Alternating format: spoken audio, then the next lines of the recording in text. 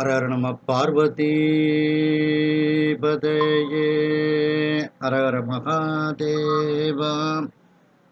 தென்னாடுடைய சிவனே போற்றி, எந்நாட்டவர்க்கும் இறைவா போற்றி. கலைநிறை கணபதிக்கு சரணம் சரணம். திருச்செந்தூர் முருகனுக்கு அரோகரா.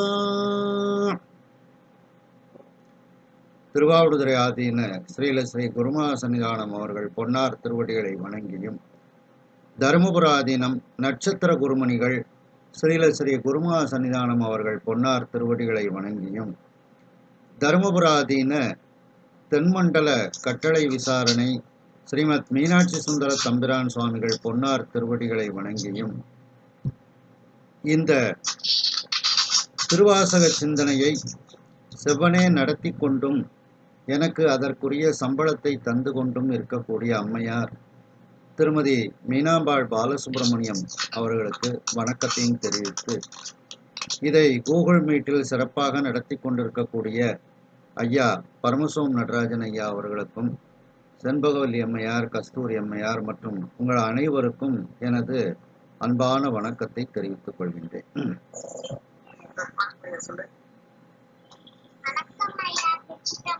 வணக்கம் வணக்கம் வணக்கம். சரி சரி சரி சரி.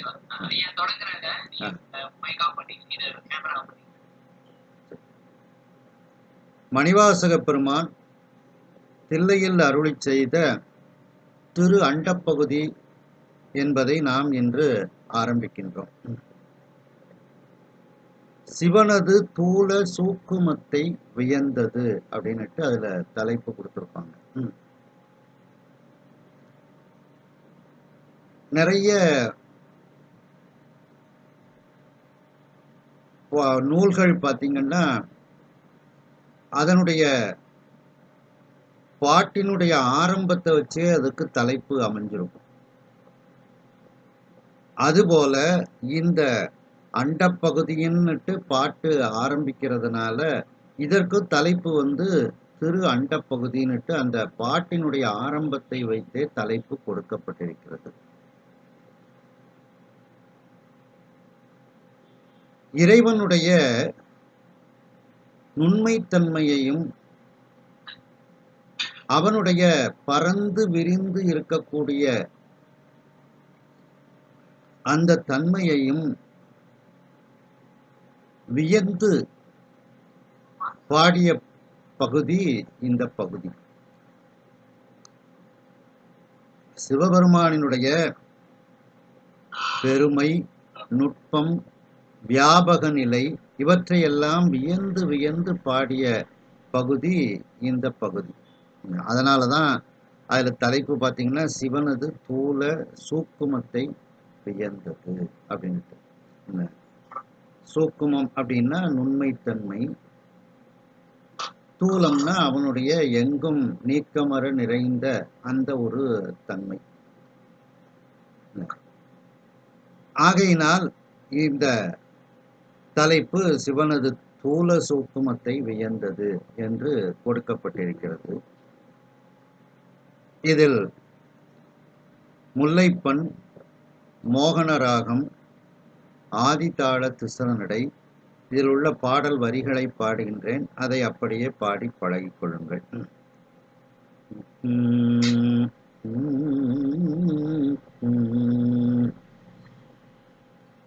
அண்ட பகுதியின் உண்டை பிறக்கம், அண்ட பகுதியில் உண்டை பிறக்கம், அழப்பெரும் தன்மை வழப்பெரும் காட்சி, அழப்பெரும் தன்மை வழப்பெரும் காட்சி, ஒன்றனுக்கு ஒன்று நின்றழில் பகரில், ஒன்றனுக்கு ஒன்று நின்றழில் பகரில், நூற்றொரு கோடியில் மேற்பட விரிந்தன நூற்றொரு கோடியின் மேற்பட விரிந்தன இல்நுழை கதிரில் துண்ணனு புரைய இல்நுழை கதிரில்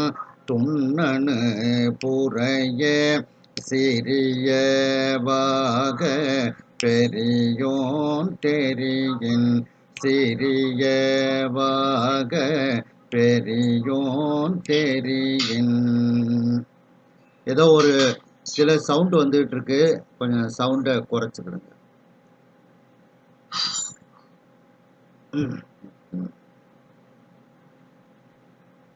அண்டப்பகுதியின் உண்டை பிறக்கம். அண்டத்தினுடைய இந்த இது மிகப்பெரிய அண்டம். இந்த பெரிய அண்டத்தில் ஒரு பகுதி அது உருண்டை வடிவமாக இருக்கிறது. உண்டைனா உருண்டைன்னு அர்த்தம், பிறக்கம் அப்படின்னா விளக்கம்னு அர்த்தம். அந்த அண்டப்பகுதியாகிய அந்த உலகத்தின் அந்த பகுதிகள் உருண்டை வடிவத்தில் இருக்கக்கூடிய அதனுடைய விளக்கத்தை நாம் ஆராயத் தொடங்கினால் அப்படின்னு எடுத்துக்கிடணும். அந்த அண்டங்களும் அந்த அந்த அதனுடைய பகுதியாகிய அந்த உலகங்கள்லாம் அளப்பெரும் தன்மை, அதை அளந்து அறிய முடியாத தன்மை உடையது அப்படின்னு நமக்கு புலப்படும். அதனுடைய வளமைகளை பார்த்தீங்கன்னா, வளங்கள் வளப்பெரும் காட்சி, வளமையான மிகப்பெரிய ஒரு காட்சிகளை உடையது. எங்கு பார்த்தாலும் நல்ல அருவிகள், நீர்நிலைகள், ஆறுகள், பெரிய பெரிய நதிகள், இதெல்லாம் மலைகள், இதெல்லாம் நம்ம அந்த வளத்தினுடைய காட்சியை சொன்னோம்னா அது மிகப்பெரிய காட்சியாக இருக்கிறது. வளப்பெரும் காட்சி. ஒன்றனுக்கு ஒன்று நின்று எழில் பகரின், அவை ஒன்றிற்கு ஒன்று தொடர்ந்து நிற்கக்கூடிய அந்த பேரழகு. எழில்னா அந்த பேரழகு. அந்த பேரழகை சொல்ல போனால், பகரின் அப்படின்னா சொல்ல போனால், எழில் பகரின் அந்த அழகினை சொல்ல போனால் அது 101 கோடியின் மேற்பட விரிந்தன. அது 101 கோடிக்கும் அதிகமாக பறந்து விரிந்து இருக்கின்றது. அப்படின்னா இது 101 கோடிங்கிறது ஒரு அளவு எண் தான். ஆனா அங்க அளக்க முடியாதங்கிற ஒரு வார்த்தைக்காக வேண்டிதான் இங்க 101 கோடின்னு ஒரு வார்த்தையை கொடுத்துருக்காங்க. ஆனால் அதனுடைய அந்த அவற்றினுடைய தன்மைகள், அந்த வளங்கள், இவற்றையெல்லாம் அந்த அழகினை சொல்ல போனால் அது அளக்க முடியாதது, சொல்ல முடியாதது அப்படிங்கிறதுக்காக வேண்டிதான் இந்த 101 கோடிங்கிற எண்ணிக்கையை கொடுத்துருக்காங்க. ஆனா அதற்கு அர்த்தம் என்ன? மிகப்பெரிய எண் அப்படின்னுட்டு அர்த்தத்துல எடுத்துக்கொண்டு அதனுடைய அந்த அழகை சொல்ல போனால் அது 101 கோடிக்கும் அதிகமாக பறந்து விரிந்து உள்ளது அப்படின்னு தான், அளவிட முடியாததாக அது இருக்கின்றது. மேற்பட விரிந்தன. ஆனால் இப்படி அந்த அண்டங்கள் இதெல்லாம் மிகப்பெரிய ஒரு பிரம்மாண்டமாக இருக்கின்றது. ஆனால் இறைவன் இவற்றையெல்லாம் விட பெரியவன். இந்த அண்டங்களை எல்லாம், இந்த அதனுடைய பகுதியாக இருக்கக்கூடிய அந்த உலகங்களை எல்லாம் விட பெரியவன், அண்டங்களை எல்லாம் விட பெரியவன். அதான் பெரியோன். எப்படி பெரியோன்? இவர்கள் இந்த அண்டங்களை எல்லாம் விட அவன் எப்படி பெரியவன்? இந்த அண்டங்கள் எல்லாம் அவனுக்கு சிறு ஒரு ஒளிக்கிரணம் போன்ற அளவினது அப்படின்னு அர்த்தம். இல்நுழை கதிரின், இல்னா வீடு, வீட்டுக்குள்ள ஒரு ஜன்னல் இருக்குன்னு வச்சுக்கிடுங்களேன். ஜன்னல்ல ஒரு சின்ன துளை இருக்குது. அது வழியா சூரிய ஒளி உள்ளே வருகிறது. அதான் இல்நுழை கதிரின், வீட்டுக்குள் நுழையக்கூடிய அந்த சூரியனினுடைய கிரணத்தின் நெருங்கிய அணுக்கள், துண்ணுன்னா நெருங்கிய, இந்த நெருங்கி தோன்றும் அந்த நுண்துகள்கள், அதை போல, புறையன போலன்னு அர்த்தம். அந்த நெருங்கி, துண்ணுன்னா நெருங்கி, நெருங்கி தோன்றும் நுண்மையான அந்த துகள்களைப் போல இறைவனுக்கு இந்த அண்டங்கள் உலகங்கள்லாம் சிறிய ஆக. அந்த சூரியனினுடைய கிரணங்கள் எவ்வளவு ஒரு சிறு அளவில் இருக்கின்றதோ அதுபோல இவைகளெல்லாம் அந்த கிரணத்தின் நெருங்கிய அணுக்கள் எத்தனை சிறியனவோ அத்தனை சிறியவை இந்த உலகங்கள் அண்டங்கள் என்று எண்ணும்படி அந்த இறைவன் மிக பெரியவனாக அவன் இருக்கின்றான். அதாவது இது அண்டம், இறைவன் பிரம்மாண்டம் அப்படின்னு அதைத்தான் இதில் சொல்றாங்க. இத தெரியின் அந்த அப்படிப்பட்ட அந்த சிவபெருமானினுடைய பெருமைகளை நாம் ஆராய புகுந்தால், தெரியின் அப்படின்னா ஆராயும் இடத்து, ஆராய புகுந்தால்னுட்டு அதுக்கப்புறம் அந்த இறைவனுடைய பெருமைகளை எல்லாம் எடுத்து சொல்லிக்கொண்டே வருகின்றார். இதை நாம இப்ப கொஞ்சம் விரிவாக நாம் பார்ப்போம். நாம் இதை உலகம்னே பார்க்காம அண்டம்னே பார்க்கலாம். ஏன்னா அண்டத்தினுடைய ஒரு பகுதி தான் உலகம். அப்போ அந்த உலகமே அவ்வளவு பிரம்மாண்டமா இருக்கும்போது அண்டம் எவ்வளவு பிரம்மாண்டமா இருக்கும். ஆகையினால் அந்த அண்டங்களை பற்றி எப்படியெல்லாம் சொல்லப்பட்டிருக்கிறது அப்படிங்கிறத இதுல நாம விரிவாக சிந்திப்போம். ஏன்னா அந்த அண்டத்தினுடைய ஒரு பகுதி தான் இந்த உலகம் அப்படின்ட்டு. திருஞான சம்பந்த பெருமான் முதல் திருமுறையில சொல்லும்போது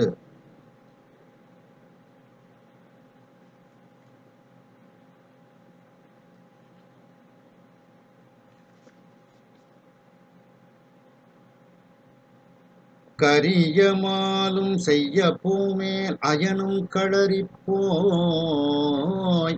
அரிய அண்டம் தேடி புக்கும் அழக்க ஒன்கிலார் தெரிய அரிய தேவர் செல்வம் திருக்குடமூக்கில் கரிய கண்டரு காலகாலரு காரோணத்தாரே.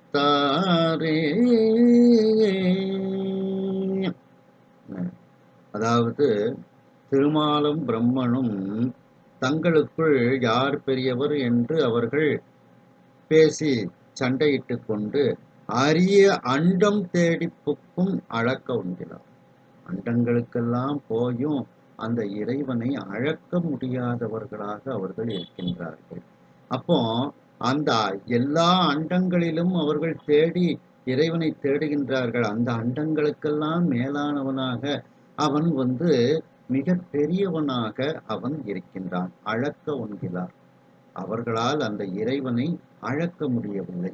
அப்ப எத்தனை அண்டங்களுக்கும் பெரியவனாக அவன் இருக்கின்றான். எல்லா அண்டங்களிலும் அவன்தான் நீக்கமர நிறைந்திருக்கின்றான்.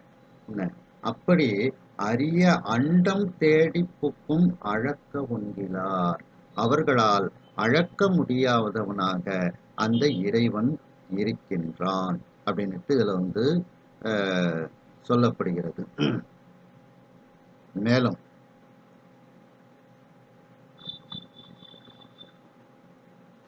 திருஞான சம்பந்த பெருமான் அருளி செய்த 3ஆம் திருமுறையில பாத்தீங்கன்னா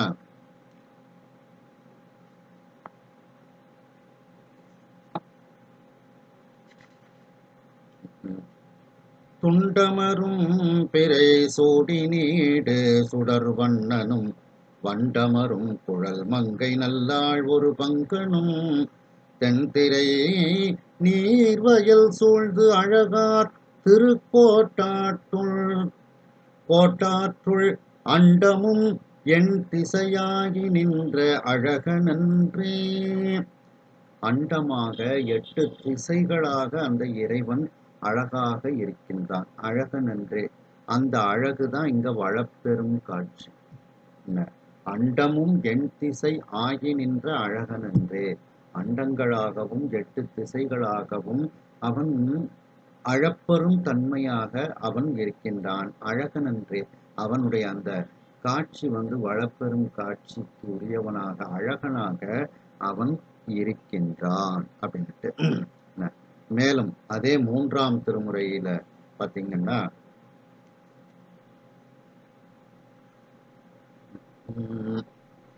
பொன் திரளினான் முகனும் ஆளுமிக நேடி உணராத வகையால் அண்டமுற அங்கி உருவாகி மிக நீண்ட அரணாரதிடமாம் கெண்டையிரை கொண்டு கிளிராருடல் இருந்து கிளர்வாயறுதல் சேர் வண்டல் மணல் கெண்டி மட நாரை விளையாடு மகிழாடு துறையே.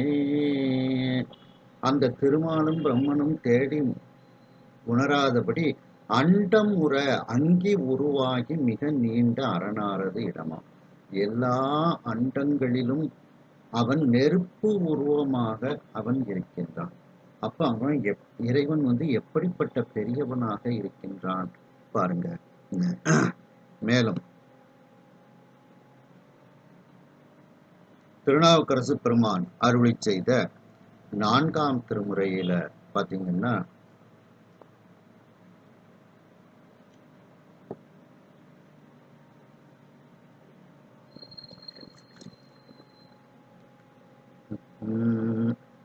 ஆரழல் உருவமாகி அண்டம் 7 கடந்த எந்தை பேரொளி உருவினானை பிரமனும் மாலும் காணா சீரவை பரவியேத்தி சென்றடி வணங்குவார்க்கு பேரருள் அருளி செய்வார் பேணும் ஆப்பாடியாரே. ஆரழல் உருவமாகி நெருப்பு உருவமாகி அண்டம் 7 கடந்த எந்தை 7 அண்டத்தையும் கடந்த எந்தையாக அவன் இருக்கின்றான். 7 அண்டத்து அப்பாலான் இப்பார் செம்பொன் குணத்தகத்தான் நறுங்கொன்றை போதினுள்ளான்னு வருது பார்த்தீங்களா? மனத்தகத்தான் திருத்தாண்டகத்துல மனத்தகத்தான் தலைமேலான் பாக்கினுள்ளான் வாயாரத் தன்னடியே பாடும் தொண்டர் இனத்தகத்தான் இமயவர்தம் சிரத்தின் மேலான் 7 அண்டத்து அப்பாலான் இப்பார்ச்செம்பொன் புனத்தகத்தான் நரும் கொன்றை போதினுள்ளான் பொறுப்பிடையான் நெருப்பிடையான் காற்றினுள்ளான் கணத்தகத்தான் கையிலாயத்து உச்சியுள்ளான் காழத்தியான் அவன் என் கண்ணுளானே. 7 அண்டத்து அப்பாலான். அத மாதிரி அண்டம் 7 கடந்த எந்தை பேரொளி உருவினானே. இதுல 7 அண்டம்ங்கிறது ஒரு எண்ணிக்கைக்குத்தான் சொல்லப்பட்டிருக்கு. ஆனா பல அண்டங்கள் இருக்கின்றது. அண்டங்களை கணக்கிடவே முடியாது. ராவணனுக்கே 108 சூரபன்மனுக்கு 108 அண்டங்கள் சுவாமி கொடுக்கிறார். அப்படி பல அண்டங்கள் இருக்கின்றது. இது ஒரு கணக்குக்காக வேண்டி இதுல சொல்லியிருக்கிறாங்க. அது அதே 4ஆம் திருமுறையில பாத்தீங்கன்னா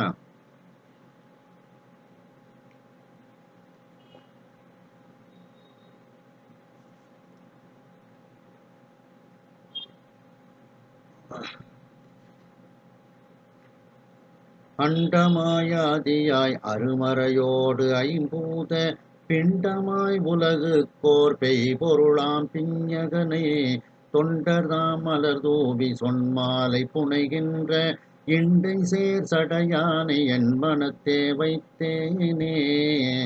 அண்டமாய் ஆதியாய் அருமறையோடு ஐம்பூத பிண்டமாய் அப்படின்ட்டு எல்லா அண்டங்களாகவும் அவனே இருக்கின்றான். அந்த அண்டங்களை கடந்து அதைவிட மேலானவனாக பெரியோனாக அவன் இருக்கின்றான் அப்படின்னுட்டு திருநாவுக்கரசு சுவாமிகள் கூறுகின்றார்கள். மேலும் அதே 4ஆம் திருமுறையில பார்த்தீங்கன்னா கருநட்ட கண்டனை அண்டத் தலைவனை கற்பகத்தை செரு நட்ட மும்மதில் எய்யவல்லானை செந்தி முழங்க திருநட்டமாடியை தில்லைக்கு இறையை சிற்றம்பலத்து பெருநட்டமாடியை வானவர் கோல் என்று வாழ்த்துவனே. கருநட்ட கண்டனை அண்டத் தலைவன், அண்டங்களுக்கெல்லாம் அவன் தலைவன். அப்ப அந்த அண்டங்களை விட பெரியோனாக அவன் இருக்கின்றான் அப்படின்னுட்டு இதுல சொல்லப்படுகிறது. மேலும் 5ஆம் திருமுறையில பாத்தீங்கன்னா, கண்டந்தான் கருத்தான் காலன் ஆருயிரு பண்டு கால்கொடு பாய்ந்த பரமனார் அண்டத்து ஓங்கும் அண்ணாமலை கைதொழ விண்டு போகும் நம் மேலை வினைகளே. அண்டங்களையெல்லாம் விட ஓங்கி இருக்கக்கூடிய அண்ணாமலை, அண்டத்து ஓங்கும் அண்ணாமலை. அப்ப அந்த அண்டங்களையெல்லாம் விட உயர்ந்தவனாக பெரியோனாக அந்த அண்ணாமலையார் இருக்கின்றார். அதான் பெரியோன் அப்படின்ட்டு. மேலும் அதே நான் 5ஆம் திருமுறையில பாத்தீங்கன்னா,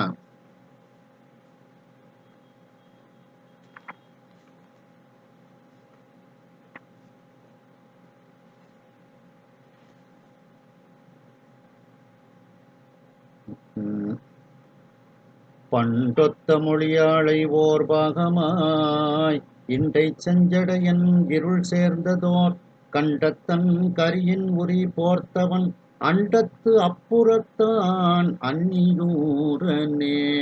அந்த அண்டத்துக்கு அப்புறத்தானாகவும் பல அண்டங்களை கடந்து அதையெல்லாம் விட உயர்ந்தவனாக அவன் இருக்கின்றான் அப்படின்னுட்டு திருநாவுக்கரசு சுவாமிகள் இதில் கூறுகின்றார்கள்.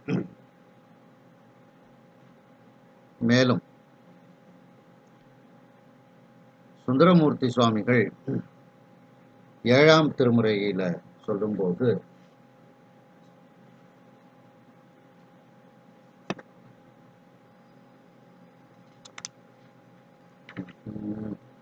முண்டம் தரித்தேர் முதுகாடு உறைவீர் முழு நீருமை போசுதேர் மூக்கப்பாம்பை கண்டத்திலும் தோளிலும் கட்டி வைத்தேர் கடலை கடைந்திட்டதோர் நஞ்சை உண்டேர் பிண்டம் சுமந்து உம்மொடும் கூடமாட்டோம் பெரியாரோடு நட்பு இனிது என்று இருந்தும் அண்டம் கடந்து அப்புறத்தும் இருந்தேர் அடிகேள் உமக்கு ஆட்சய அஞ்சுதுமே.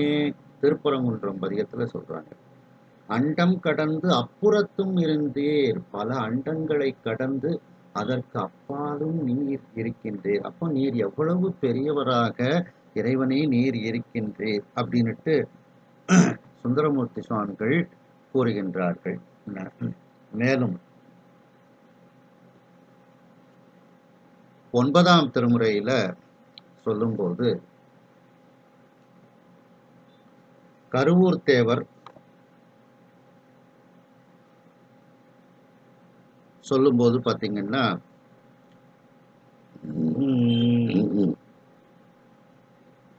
சீர்த்தத்தின் புவனம் முழுவதும் ஏனை திசைகளோடு அண்டங்கள் அனைத்தும் போர்த்தத்தம் பெருமை சிறுவை புக்கு ஒடுங்கும் புணர்ப்புடை அடிகள் தம் கோயில் ஆர்த்து வந்து அமரித்து அமரரும் பிறரும் அலைகடல் இடுதிரை புனித தீர்த்த நீர் அரும்பும் பெரும்பற்ற புலியோர் திருவளர் திருச்சிற்றம்பலமே. சீர்த்தத்தின் புவனம் முழுவதும் ஏனை திசைகளோடு அண்டங்கள் அனைத்தும் போர்த்த தம் பெருமை, எல்லா அண்டங்கள் எல்லாம் அவருக்கு போர்வையாக அப்படி போற்றி அதற்கும் அப்பாலாக அவர் இருக்கின்றார் அப்படின்னுட்டு அவருடைய பெருமைகளை அவர் அண்டம் கடந்த பொருளாக அவன் இருக்கின்றான் என்று கூறுகின்றார் கருவூர் தேவர். மேலும் அதே 9ஆம் திருமுறையில பாத்தீங்கன்னா, கருவூர் தேவர் சொல்லும்போது, அண்டம்போர் அணுவாம் பெருமை கொண்டு அணுவோர் அண்டமாம் சிறுமை கொண்டு அடியேன் உண்ட ஊன் உனக்காம் வகை எனது உள்ளம் உள்கலந்து எழுபரஞ்சோதி கொண்ட நான் பாம்பா பெருவரை வில்லிற் குறுகலர் புறங்கள் மூன்று எரித்த கண்டனே நீலகண்டனே கங்கை கொண்ட சோழேச்சரத்தானே. அந்த அண்டங்கள் எல்லாம் அவனுக்கு ஒரு அணுவை போல இருக்கிறது. அதே போல அந்த அணு போல இருக்கக்கூடிய அந்த அண்டங்கள் நமக்கு பிரம்மாண்டமானவை. அதான் அண்டம் ஓர் அணுவாம். அவனுக்கு மிகவும் அணுத்தன்மையாக அந்த அண்டங்கள் எல்லாம் இருக்கின்றது. அப்ப இறைவன் எப்படிப்பட்ட பெருமையை உடையவனாக இருக்கின்றான் அப்படின்ட்டு இத அதே 9ஆம் திருமுறையில திருப்பல்லாண்டுல சொல்லும்போது பார்த்தீங்கன்னா, மிண்டு மனத்தவர் போமின்கள் மெய்யடியார்கள் விரைந்து வம்மின் கொண்டும் கொடுத்தும் குடிகுடி ஈசற்கு ஆட்சிமின் குழாம் புகுந்து அண்டம் கடந்த பொருள் அளவில்லதோர் ஆனந்த வெள்ளப்பொருள் பண்டும் இன்றும் என்றும் உள்ள பொருள் என்றே பல்லாண்டு கூறுதுமே. அண்டம் கடந்த பொருள், அளவில்லதோர் ஆனந்த வெள்ளப்பொருள், அதை அளக்கவே முடியாது. அதான் அளப்பெரும் தன்மை. நாம உலகத்தை பத்தி பார்க்காம அண்டத்தை அதனினும் மேலான அந்த அண்டத்தை பற்றியே நாம் பார்த்து கொண்டிருக்கின்றோம். அதுக்குள்ள உலகம் அடங்கி விடுகிறது. அதான் அண்டம் கடந்த பொருள் அளவில்லதோ. அந்த அண்டத்தை அளக்க புகுந்தால் அது அளப்பெரும் தன்மையாக இருக்கின்றது அப்படின்னுட்டு அந்த திருப்பல்லாண்டுல கூறுகின்றார்கள். இந்த அண்டத்தினுடைய ஒரு பகுதியாக அந்த உலகம் எப்படி இருக்கிறது அப்படின்னா உருண்டையாக. இப்பதான் எல்லாரும் கண்டுபிடிச்சு சொல்றாங்க. அப்பமே நம்ம சொல்லியாச்சு. உண்டை பிறக்கம். பிறக்கம்னா விளக்கம்னு அர்த்தம். அதை பற்றி ஆராய புகுந்தால் அப்படின்னு அதற்கு பொருள் எடுத்துக்கிறோம். அது இந்த உருண்டை அப்படிங்கிறத சில இடத்துல ஒன்று ரெண்டு இடத்துல தான் கையாண்டிருக்காங்க. அதுல பாத்தீங்கன்னா 11ஆம் திருமுறையில அந்த விநாயக பெருமான் மீது பாடிய பாடல்ல பாத்தீங்கன்னா, வாழைக்கனி பலவின்கனி மாங்கனி தாம் சிறந்த கூழை சுருள் குழை அப்பம் எள்ளுண்டை எல்லாம் துருத்தும் பேழை பெரு வயிற்றோடும் புகுந்து என் உள்ளம் பிரியான் வேடத் திருமுகத்து செக்கர்மேனி விநாயகனே. கபில தேவநாயனார் அருளி செய்த மூத்த நாயனார் திரு இரட்டை மணிமாலையில 4வது பாடல். அதுல பாத்தீங்கன்னா எள்ளுருண்டை அப்படிங்கிறத சொல்லும் போது எள்ளுருண்டைன்னு இருக்காது, எள்ளுண்டை. குழை சுருள் குழை அப்பம் எள்ளுண்டை. அப்ப உண்டைனா உருண்டைன்னு அர்த்தம். அதுபோல இங்க உருண்டை உண்டைங்கிற வார்த்தைய இதுல கையாண்டிருக்காங்க. மேலும் 12ஆம் திருமுறையில பெரிய புராணத்துல சொல்லும்போது பாத்தீங்கன்னா, அந்த முழு நீர் பூசிய முனிவர் புராணத்துல சொல்லும்போது பாத்தீங்கன்னா, திருநீற்றையெல்லாம் உருண்டை உருண்டையாக பிடித்து அந்த பசுமாட்டினுடைய சாணத்தை உருண்டை உருண்டையாக பிடித்து அதை தக்க விதத்தில் எரித்து திருநீராக அணிந்தார்கள்னு சொல்லும்போது, அதுலயும் இந்த உருண்டைங்கிறத உண்டைன்னு தான் அந்த பெரிய புராணத்துல சொல்லப்பட்டிருக்கு. அந்த 63வது இதுல முழுநீர் பூசிய முனிவர் புராணத்துல பாத்தீங்கன்னா 4வது பாட்டுல அடவிபடும் வங்கியினால் வெந்த நீரும் ஆணிலைகள் அனல் தொடக்க வெந்த நீரும் இடவகைகள் எரிபொழுவ வெந்த நீரும் இட்டிகைகள் சுட்ட எரிபட்ட நீரும் உடனன்றி வெவ்வேறே ஆவின் நீரால் உரை திகழும் மந்திரம் கொண்டு உண்டையாக்கி மடம் அதனில் பொலிந்திருந்த சிவாங்கி தன்னால் வெந்தது மற்ற உபகற்பம் மரபின்னாகும். உபகற்பம் அப்படிங்கிற அந்த மரபை பற்றி, அந்த திருநீர் செய்யக்கூடிய மரபை பற்றி கூறுகின்றார்கள். அதாவது வெவ்வேறே ஆவின் நீரால் அந்த பசுமாட்டினுடைய அந்த சாணத்தை எடுத்து அந்த கோமிய அந்த பசுவினுடைய நீரினால் அந்த கோசலத்தினால் மந்திரங்களை எல்லாம் சொல்லி அதை உருண்டையாக ஆக்கி அதில் அந்த அதை சிவ அங்கியினால் நெருப்பினால் அதை வேக வைத்து அந்த நீற்றை எடுத்து பூசிக்கொள்ள வேண்டும் அப்படின்னு சொல்லப்படுகிறது. அப்படி சொல்லும்போது அந்த பசுமாட்டினுடைய சாணத்தை மந்திரம் கொண்டு உண்டையாக்கி, உண்டைன்னு தான் அதுல சொல்லப்பட்டிருக்கு, உருண்டைன்னு சொல்லப்படல, உண்டை அப்படின்ட்டு. அப்படி அந்த அண்டப்பகுதியின் அந்த ஒரு பகுதியாக இருக்கக்கூடிய உருண்டையான அந்த உலகம், அதனுடைய விளக்கத்தை நாம் சொல்ல புகுந்தால், பிறக்கம் அப்படிங்கிறதுக்கு விளக்கம், அதையும் 11ஆம் திருமுறையில ஒரு இடத்துல இந்த பிறக்கம்ங்கிற வார்த்தை கையாளப்பட்டிருக்கு. பட்டினத்து பிள்ளையார் அருளி செய்த திருவொற்றியூர் ஒருபா ஒரு பக்து அப்படிங்கிறதுல 5வது வரி 6வது வரியில இதை பற்றி, இந்த பிறக்கம்ங்கிற வார்த்தையை பற்றி சொல்லப்பட்டிருக்கு. இருநிலமடந்தை இயல்பினில் உடுத்த பொருகடல் மேகலை முகம் எனப் பொலிந்த ஒற்றி மாநகர் உடையோய் உருவின் பெற்றி ஒன்றாக பெற்றோர் யாரே மின்னின் பிறக்கம் துண்ணும் நின் சடையே மன்னிய அண்டம் நின் சென்னியின் வடிவே. அதாவது உன்னுடைய சடையானது மின்னலினுடைய விளக்கத்தை போல இருக்கிறது. மின்னின் பிறக்கம், மின்னல் எப்படி விளங்கி தோன்றுகிறதோ அதுபோல துண்ணும் நின் சடையே, உன்னுடைய சடை விளங்கி தோன்றுகிறது. அதாவது உன்னுடைய சடையை ஆராய புகுந்தால் மின்னலை போல இருக்கிறது அப்படின்ட்டு.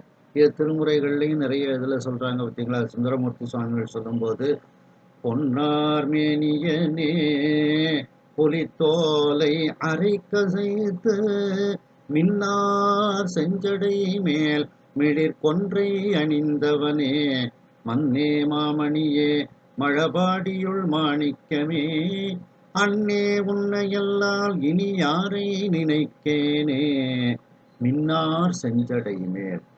அப்படி போட்ட அந்த மின்னலை போன்ற சிவந்த சடை, அதைத்தான் இதுலையும் சொல்லும்போது, உன்னுடைய சடையை ஆராய புகுந்தால் மின்னின் பிறக்கம் துண்ணும் நின் சடையே, உன்னுடைய சடையை ஆராய புகுந்தால் மின்னலை போன்று விளங்கி தோன்றுகிறது. அடுத்து உன்னுடைய தலையினுடைய வடிவத்தை ஆராய புகுந்தால் அது நிலைத்து இருக்கக்கூடிய அந்த அண்டங்களை போல இருக்கிறது. மன்னிய அண்டம் நின் சென்னியின் வடிவே, உன்னுடைய தலையினுடைய வடிவங்கள் அந்த மிகப்பெரிய நிலைத்து இருக்கக்கூடிய, மன்னியங்கிறது அந்த அண்டத்தினுடைய பிரம்மாண்டத்தை சொல்றதுக்காண்டி வந்தது, எவ்வளவு பெரிய இது அப்படின்னு. அப்படி நிலைத்து இருக்கக்கூடிய மிகப்பெரிய அண்டங்கள் எல்லாம் உன்னுடைய தலையின் வடிவமாக இருக்கின்றது அப்படின்னு சொல்லி இதுல அந்த பிறக்கம்ங்கிறதையும் இதுல சொல்லப்படுகிறது. அண்டங்களை பற்றியும் இதுல சொல்லப்படுகிறது இந்த 11ஆம் திருமுறையில. அடுத்து இதை இன்னமும் நாம இந்த அண்டம் இந்த உலகம்லாம் எவ்வளவு சிறியதாக இருக்கின்றது, இறைவன் எப்படிப்பட்ட பெரியவன் அப்படிங்கிறத நாம கந்த புராணத்தை வச்சு இதை நாம சிந்திக்கலாம்.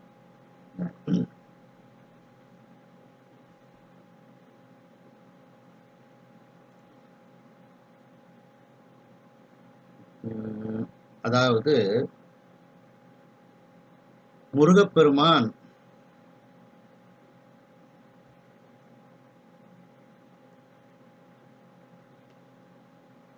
எல்லா இடத்திலும் அவர் சுற்றித் திரிகின்றார். என்ன? எங்கெல்லாம் சுற்றித் திரிகின்றார் அப்படின்னுட்டு கந்த புராணத்துல முதல்ல சொல்லப்படுகிறது. 1060வது பாடல். அதை பார்த்தீங்கன்னா ம், ம், இப்புவியில்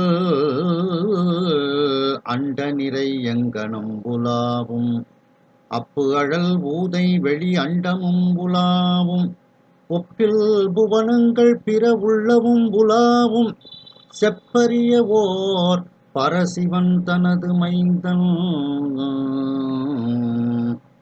அந்த பரமசிவனினுடைய மைந்தனாகிய முருகப்பெருமான் இந்த அண்ட நிறை எங்கனும் இப்புவியில் அண்ட நிறை எங்கனும் உலாவும் இந்த பூமியில இருக்கக்கூடிய வரிசை வரிசையான அண்டங்கள், அந்த எல்லா அண்டங்களிலும் அது உலாவும்.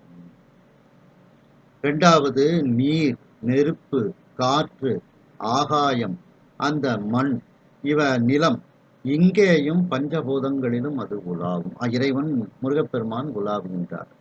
ஒப்பில் புவனங்கள் பிற உள்ளவும் உலாவும். இன்னும் என்ன என்ன புவனங்கள் உலகங்கள்லாம் இருக்கின்றதோ ஒப்பற்ற அந்த உலகங்களிலெல்லாம் முருகப்பெருமான் உலவுகின்றார் அப்படின்னுட்டு இதுல முருகப்பெருமான் எங்கெல்லாம் சில உலாவிக் கொண்டிருக்கின்றார் அப்படிங்கிறத அந்த இப்புவியில் அண்ட நிறை எங்கனும் உலாவும் எல்லா அண்டங்களிலும் எல்லா உலகத்திலும் அவன் உலவிக் கொண்டு இருக்கின்றான். அப்படின்னா அவன் எல்லா இடத்துலையும் நீக்கமர நிறைந்து இருக்கின்றான் அப்படிங்கிறது தான் அதற்கு பொருள்.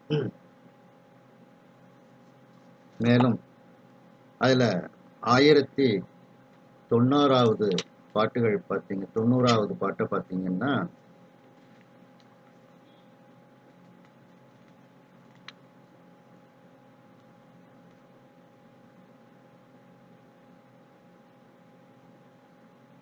அதற்கு முந்தி இப்படி முருகப்பெருமான்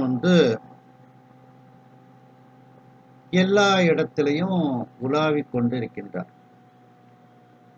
சரி, ஒரு குழந்தை பார்த்தீங்களா, ஒரு விளையாட்டு காமிப்போம் எல்லாருக்கும் அப்படின்னுட்டு முருகப்பெருமான் ஒவ்வொன்றையும் அதனுடைய இடத்திலிருந்து மாற்றி வைக்கிறார். என்ன, நம்ம பொதிய மலையை தூக்கி ஆஸ்திரேலியாவில் வச்சிருந்தார். ஆஸ்திரேலியாவில் உள்ள மலையை தூக்கி நம்ம பொதிய மலையில வச்சிருந்தார். என்ன, இங்க இருக்கிற தாமிரபரணி ஆற்றை கொண்டு ஆப்பிரிக்காவில் வைக்கார். ஆப்பிரிக்காவில் உள்ள ஆற்றை கொண்டு இங்க கொண்டு வைக்கார். இப்படி உங்களுக்கு புரியறதுக்காக வேண்டி சொல்றேன். இப்படி குழந்தையாக ஒவ்வொன்றையும் அப்படியே மாற்றி மாற்றி அமைக்கிறாரு முருகப்பெருமான். இத எல்லாரும் தேவர்கள்லாம் ஆச்சரியத்தோடையும் பயத்தோடையும் பார்க்கறாங்க. என்ன இது, என்னெல்லாமோ நடக்குது, என்ன நடக்குதுன்னே தெரியலையே அப்படின்னுட்டு அவர்கள் ஆச்சரியத்தோடு பார்க்கும் பொழுது எல்லாரும் அந்தால இதை செய்யக்கூடியவர் ரொம்ப வலிமையானவராகத்தான் இருக்கணும், அவரை நாம இப்போ எதிர்த்து போராடணும் அப்படின்னு இந்திரன் மற்ற தேவர்கள்லாம் ஒன்னா சேர்ந்து அவரை இந்த மாதிரி எல்லாம் சேட்டை பண்ணக்கூடிய, இந்த மாதிரி உலகத்தை மாற்றி அமைக்கக்கூடிய அவரோடு நாம் போர் புரிந்து அவரை அடக்க வேண்டும் அப்படின்னு இந்திரன் எல்லாரும் போருக்கு ரெடி ஆயிட்டாங்க. போருக்கு ரெடியான உடனே முருகப்பெருமான் அவர்களுக்கு முன்னால ஒரு குழந்தையா போர் புரியுதார். முருகப்பெருமானுக்கும் இந்திரன் தேவர்களுக்கெல்லாம் போர் நடந்தா என்ன ஆகும்? வெற்றி முருகப்பெருமானுக்கு தான். எல்லாம் கீழே செத்து கீழே விழுந்துருதாங்க. இந்திரனுடைய யானை, மற்ற தேவர்கள் எல்லாரும் முருகப்பெருமான் அவ்வளவு வரையும் கொன்று கீழே சாச்சிருந்தார். இத நாரத முனிவர் பார்க்கின்றார். பார்த்து வியாழ பகவான்கிட்ட போய் சொல்றார், இந்த பாருமா, காக்கக்கூடியவனே அவ்வளவு பெரிய அழிச்சிருக்கிறாப்ல அப்படின்னுட்டு நீ போய் தான் எடுத்து சொல்லணும் அப்படின்னு வியாழ பகவான நாரத முனிவர் அனுப்பி வைக்கிறார். உடனே வியாழ பகவான் முருகப்பெருமான்கிட்ட நீ உன்னுடைய பெருமைகளை அவர்களுக்கு உணர்த்தலைன்னா அவங்க எப்படி உன்னை பத்தி தெரிஞ்சுக்கிடுவாங்க? ஏன்னா இந்த ஆன்மாவினுடைய தன்மை என்ன? உணர்த்த உணர்தலின் ஆன்மா அப்படின்னுட்டு. என்ன? அவங்கெல்லாம் உன்னைய நோக்கி தவம் செஞ்சுட்டு இருக்காங்க. நீ எப்ப சூரபன்மன்ட்ட இருந்து காப்பாத்துவேன்னு அவங்க மகிழ்ச்சியோட இருக்கிறாங்க. நீ அவர்களை இப்படி வந்து அழிச்சேன்னா என்ன பண்ண முடியும்? அவர்களுக்கெல்லாம் உயிர கொடு அப்படின்னு சொல்லி சொன்ன உடனே முருகப்பெருமான் அவ்வளோ பேருக்கும் உயிர குடுக்குறார். எல்லாம் எந்திரிச்சுட்டாங்க. எந்திரிச்ச உடனே, ஆஹா! நாம முருகப்பெருமான்ட்ட எல்லாம் சண்டை போட்டுட்டோம் அப்படின்னுட்டு ஒரு பக்கத்துல வெட்கம், ஒரு பக்கத்துல வேதனை. அந்தால முருகப்பெருமான வந்து அவர்கள் நாங்க தெரியாம செஞ்சுட்டோம். எங்கள மன்னிப்பாயாக அப்படின்னு முருகப்பெருமான்ட்ட அவர்கள் எல்லாம் வேண்டுகின்றார்கள். என்ன? அப்போ முருகப்பெருமான் வந்து என்ன சொல்றாரு அப்படின்னா,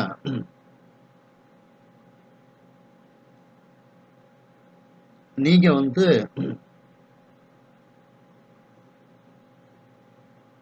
என்னைய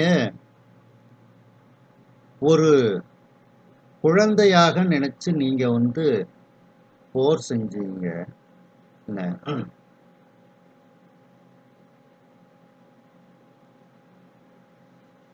ஒரு குழந்தையாக நினைச்சு நீங்க வந்து என்னை நினைத்து நீங்க வந்து போர் புரிஞ்சீங்க. அதுல வந்து முதல்ல முருகப்பெருமான் வந்து எதிரியாக ஒரு குழந்தை ரூபத்துல காட்சி கொடுக்கிறார். அது வந்து 1090வது பாட்டுல எழுதிரு என்று உரைத்தலோடும் இந்திரன் முதலா உள்ளோர் வெளியிடைத்தெரிய அன்னோர் மெய்த்தமும் புரிந்த நீரால் அழிவர உலகில் ஆடும் அருமுகன் வதனம் ஒன்றில் குழவியது என்ன அன்ன குன்றிடை தோன்றினானால். இப்ப இந்திரன் எல்லாரும் போருக்கு கிளம்புவோன்னுட்டு புறப்படுதாங்க. அவங்க செஞ்ச தவத்தின் காரணமாக அவர்களுக்கு முருகப்பெருமான் ஒரு முகத்தோட ஒரு குழந்தைய போல வந்து குன்றுல தோன்றி காட்சி கொடுக்கிறார். இந்த குழந்தை தான் நம்மளை இப்படியெல்லாம் அழிவை ஏற்படுத்துகிறதுன்னு போர் புரியுதாங்க. எல்லாரும் செத்து மடிஞ்சிருந்தாங்க.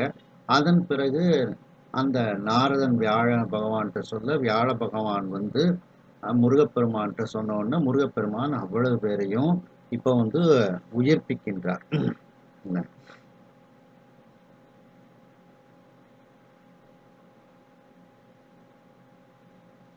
அப்படி உயிர்ப்பித்த உடனே அவ்வளவு பேரும் அங்கே எழுந்து நிற்கின்றார்கள். எழுந்து நின்று முருகப்பெருமானை பார்த்து வெட்கம், துன்பம் இதையெல்லாம் அடைகின்றார்கள். நாம இப்படி முருகப்பெருமானை எதிர்த்து போர் புரிஞ்சிட்டோமே அப்படின்னு சொல்லி ஒரு பக்கத்துல வேதனை. அது அப்பந்தான் முருகப்பெருமான் அவர்களை எல்லாம் பார்த்து சிரிச்சுக்கிட்டே சொல்றாரு, நீங்க வந்து என்னைய ஒரு குழந்தையா நினைச்சு என்னோட போர் புரிஞ்சீங்க. என்னுடைய விஸ்வரூபத்தை உங்களுக்கு காமிக்கிறேன். நீங்க அதை பாருங்க அப்படின்னு சொல்லி முருகப்பெருமான் வந்து அந்த இந்திரன் முதலிய தேவர்களுக்கெல்லாம் விஸ்வரூப தரிசனம் கொடுக்கின்றான். அது 1138வது பாடல். அதுல வந்து பாத்தீங்கன்னா, அன்னது எனினும் தெளிவில் பேதை அடியேன் பிழை அனைத்தும் உளமேல் உன்னலை பொருத்தி எனவே குமரவேள் அவை உணர்ந்து நமை நீர் முன்னம் ஒரு சேயன நினைந்து பொருதீர் நமது மொயம்பும் உயர்வும் இன்னும் உணரும்படி தெரிந்து தெரித்தும் என ஓருருவம் எய்தினன் அரோ. அப்ப அந்த தேவர்கள்லாம் இந்திரன் எல்லாம் சொல்றாங்க, நாங்க தெரியாம பிழை செஞ்சிட்டோம், எங்களை நீ பொறுத்தருள வேண்டும் அப்படின்னு சொல்லி சொன்ன உடனே அப்ப அந்த முருகன் வந்து அவங்கள பார்த்து சொல்றாங்க, முன்னம் நீங்க முதல்ல என்னை ஒரு குழந்தை என்று நினைத்து சேயன்னு நினைந்து என்னை ஒரு குழந்தை தானே, குழந்தை என்ன செஞ்சிருமோ அப்படின்னுட்டு நினைச்சு என்கிட்ட போர் புரிஞ்சீங்க. நான் என்னை நீங்கள் உணர்வதற்காக என்னுடைய உருவத்தை நான் உங்களுக்கு காண்பிக்கின்றேன் அப்படின்னுட்டு முருகப்பெருமான் தன்னுடைய விஸ்வரூபத்தை அவர்களுக்கு காண்பிக்கின்றார். என் திசையும் ஈரழு திறத்து உலகும் என் கிரியும் ஏழு கடலும் தென்திரையும் நேமி வரையும் பிறவும் வேறு திரிபாகி உளசீர் அண்ட நிறை ஆணவும் அனைத்து உயிரும் எப்பொருளுமாகி அயனும் விண்டும் அரணும் செரிய ஓருருவு கொண்டனன் விரல் குமரனே. 8 திசைகள், 14 உலகங்கள், 8 மலைகள், 7 கடல்கள், அந்த இப்படி அவனுடைய ஆணை சக்கரம் இருக்கக்கூடிய அனைத்தும், அந்த மற்ற மலைகள் இவையெல்லாம் அவனாகவே முருகப்பெருமானாகவே இருக்கின்றான். அந்த அண்ட நிறை ஆணவம் வரிசை வரிசையான அண்டங்கள், அனைத்து உயிர்களும் எல்லா பொருளுமாகி திருமால், பிரம்மன், சிவபெருமான் இவர்கள் அனைவரும் சேர்ந்த ஓர் உருவமாக தன்னுடைய உருவத்தை இப்பொழுது முருகப்பெருமான் அவர்களுக்கு காண்பிக்கின்றார். மண்ணளவு பாதலம் எல்லாம் சரணம் மாதிர வரைப்பும் மிகுதோள் விண்ணளவெல்லாம் முடிகள் பேரொழியலாம் நயனம் மெய் நடுவு எல்லாம் பன்னளவு வேதம் அணிவாய் உணர்வு எல்லாம் செவிகள் பக்கம் அயன்மால் என்னளவு சிந்தை உமை ஐந்தொழிலும் நல்கியருள் ஈசன் உயிரே. முருகப்பெருமானினுடைய சிந்தை உமையாக இருக்கின்றாள், முருகப்பெருமானினுடைய உயிர் ஈசனாக இருக்கின்றார் அப்படின்னுட்டு அவனுடைய காலில் மண், உலகம், அது இந்த பஞ்சபூதங்கள்லாம் எங்கெங்கே இருக்குன்னுட்டு அதில் விரிவாக இதில் சொல்லப்பட்டிருக்கு. ஆனதொரு பேருருவு கொண்டு குமரேசன் உற அண்டற்பதியும் ஏனையரும் அற்புதம் இது என்று தொழுது எல்லவருமாய் வானமிசை நோக்கினர்கள் மெய்வடிவம் யாவையும் வனப்பும் புணரார் சாணு அளவா அரிது கண்டனர் புகழ்ந்து இணைய சாற்றினர்களால். ஆனதொரு பேருருவு கொண்டு குமரேசன் உற மிகப்பெரிய விஸ்வரூபத்தை அவர்களுக்கு காண்பிக்கின்றார். தேவர்களுடைய உலகம் எல்லாம் அவனுக்குள்ள தெரிகின்றது. அப்படியே கீழே நிக்கிறவங்க ஆகாயத்தை பார்க்காங்க, சாண அளவுக்கு தான் தெரியுது. அவனுடைய முழு உருவத்தையும் அவர்களால பார்க்க முடியவில்லை. உடனே அவர்கள் அதனுடைய வனப்பும் உணரார். அதான் இதுல வளப்பெரும் காட்சி, அதனுடைய எப்படிலாம் இருக்கு அதையும் உணர முடியாத அளவுக்கு அது பிரம்மாண்டமா முருகப்பெருமான் அங்கே நிற்கின்றார். உடனே அந்த தேவர்கள்லாம் முருகப்பெருமானை புகழ்ந்து கூறுகின்றார்கள். சேனலம் வந்த சோதி சிற்பர முதல்வையம் முன் மானலம் புரணி கொண்ட வான் பெரும் கோலம் தன்னை காணலம் அடியே காண காட்டிடல் வேண்டும் என்ன நீநலம் கொண்டு நின்ற நெடுந்தகை அதனை கேளா. முருகா, நீ நினைச்சாதான் உன்னுடைய இந்த பிரம்மாண்டத்தை நாங்க பார்க்க முடியும். இல்லைன்னா எங்களுக்கு ஒரு சிறு கடுகு அளவு கூட உன்னுடைய பிரம்மாண்டத்தை பார்க்க முடியல. அதனால நாங்கள் அந்த பிரம்மாண்டத்தை தரிசிக்குமாறு எங்களுக்கு நீ அருள் புரிய வேண்டும் அப்படின்னு தேவர்கள்லாம் கேட்கிறாங்க. கருணை செய்து ஒளிகள் மிக்க கண்ணவர்க்கு அருளி செவ்வேள் அருணமார் பருதி புத்தேள் அனந்த கோடிகள் சேர்ந்து என்ன தருணவில் வீசி நின்ற தனதுரு முற்றும் காட்ட இரணிய வரைக்கண் நின்ற இந்திரன் முதலோர் கண்டார். உடனே அவர்கள் மீது முருகப்பெருமான் கருணை செய்து தன்னை பார்க்கக்கூடிய ஞான கண்ணை அவர்களுக்கு கொடுக்கின்றார். கண் அவர்க்கு அருளி. உடனே அந்த அருணமார் பருதி புத்தேள் அனந்த கோடிகள் சேர்ந்து என்ன கோடி சூரியன் சேர்ந்த மாதிரி ஒரு எண்ணிக்கை, அந்த கோடியெல்லாம் அது கடந்தது, அதுக்கு அளவே கிடையாது. எப்படி கோடி சூரியன் சொன்னோன்னா உங்களுக்கு ஒரு அளவு சொல்றோமோ அதே மாதிரி தான் இங்கேயும் அந்த 101 கோடி அப்படின்னுட்டு அவங்க ஒரு அளவு சொல்லியிருக்காங்க. அது 101 கோடிலாம் கிடையாது, அது அதுக்கும் மேல உள்ள ஒரு அளவு. நமக்கு புரிஞ்சுக்கிடணும் அப்படிங்கிறதுக்காக வேண்டி இந்த நூலில் அப்படி சொல்லப்பட்டிருக்கு. இப்போ நான் எப்படி டக்குன்னு வாயில கோடி சூரிய பிரகாசமா முருகப்பெருமான் இருக்காருன்னு சொல்றேன் பார்த்தீங்களா. கோடி சூரியனா அது கணக்கில்லாத சூரியன். எண்ணிக்கைக்கு அந்த பிரம்மாண்டத்தை பத்தி நம்ம சொல்லும்போது அந்த வார்த்தை வருகிறது. அது மாதிரிதான் இதுலயும் 101 கோடியின் மேற்பட விரிந்தன அப்படின்ட்டு வருது. அப்படி அந்த அனந்த கோடி சூரியனை போல அப்படி முருகப்பெருமான் ஜெகஜோதியா நிற்கிறாரு. இவர்களுக்கு ஞான கண்ணு கொடுக்கிறாரு. அந்த மேருமலையில நிற்கக்கூடிய அந்த இந்திரன் முதலியவர்களெல்லாம் முருகப்பெருமானை பார்க்கின்றார்கள். அடிமுதல் முடியின் காரும் மறுமுகன் உருவமெல்லாம் கடிது அவன் அருளால் நோக்கி கணிப்பிலா அண்டம் முற்றும் முடிவரும் உயிர்கள் யாவும் மூவரும் தேவர் யாரும் வடிவினில் இருப்பக் கண்டு வணங்கியே வழுத்திச் சொல்வார். இப்போ காலில இருந்து தலை வரைக்கும் பார்க்காங்க. அவனுடைய அருளால் அவன் தாழ் வணங்கிங்கிற மாதிரி அவனுடைய அருளால் அவனை பார்க்கின்றார்கள். கணிப்பிலா அண்டம் முற்றும், கணிப்பிலான அளவில்லாத அண்டங்கள் முற்றும் அவனிடத்தில் இருக்கிறது. அப்ப அவன் எவ்வளவு பெரியோன், முருகன் எவ்வளவு பெரியோன். எல்லா உயிர் கூட்டங்களும் அவனிடத்தில் இருக்கின்றது. மூவர்கள் தேவர்கள் எல்லாரும் அவனுடைய வடிவத்தில் இருக்கின்றார்கள். அப்ப அந்த முருகப்பெருமான் எப்படிப்பட்ட பெரியோன். உடனே அவர்கள் எல்லாம் அந்த முருகனை அந்த விஸ்வரூப தரிசனத்தை வணங்குகின்றார்கள். அம்புவி முதலாம் பல்பேரண்டமும் அங்கங்கு உள்ளவும் வரும் உயிர்கள் யாவும் உயிரல்லா பொருளும் மாலும் செம்பதுமத்தினோனும் சிவனுடும் செறிதல் கண்டோம் எம்பெருமான் நின்மையோ அகிலமும் இருப்பது அம்மா.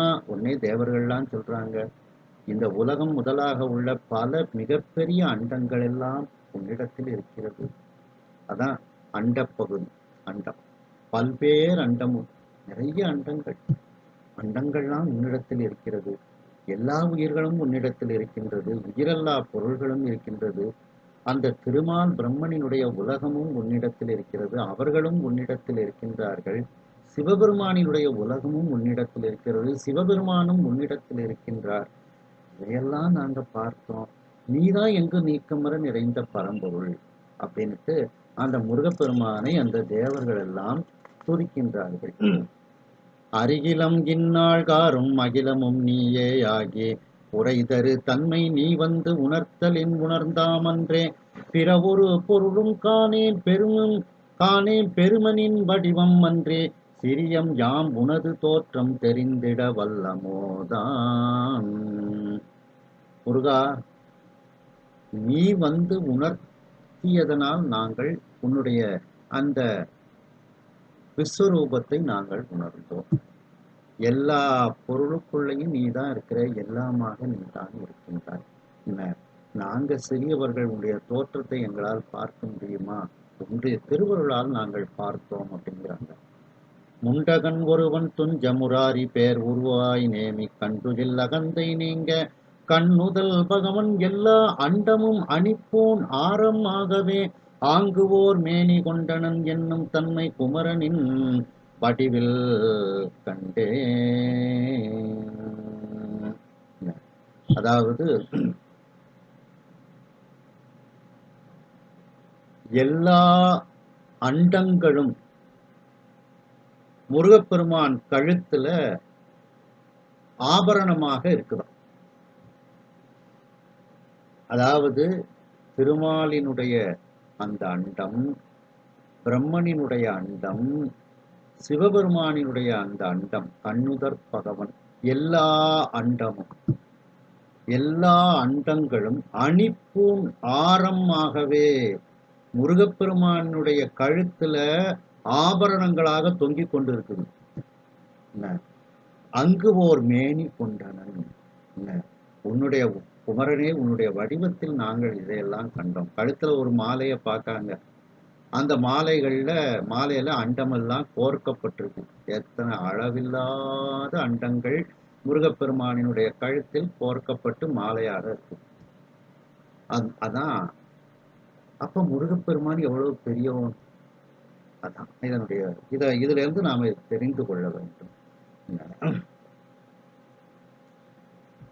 அப்படியே அந்த பெருமான் எல்லா அண்டங்களையும் தன்னுள் வைத்திருக்கக்கூடியவன் அப்படின்னுட்டு அந்த முருகப்பெருமானினுடைய பிரம்மா விஸ்வரூப தரிசனத்தை அவர்கள் இவ்வாறு காண்கின்றார்கள்.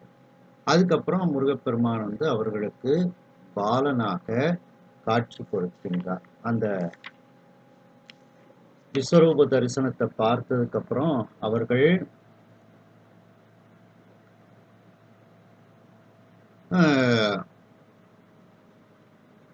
விஸ்வரூப தரிசனத்தை தரிசிக்கின்றார்கள். அதற்கு பிறகு முருகப்பெருமான் வந்து சிறு குழந்தையாக அவர்களுக்கு பாலனாக காட்சி கொடுக்கிறார்.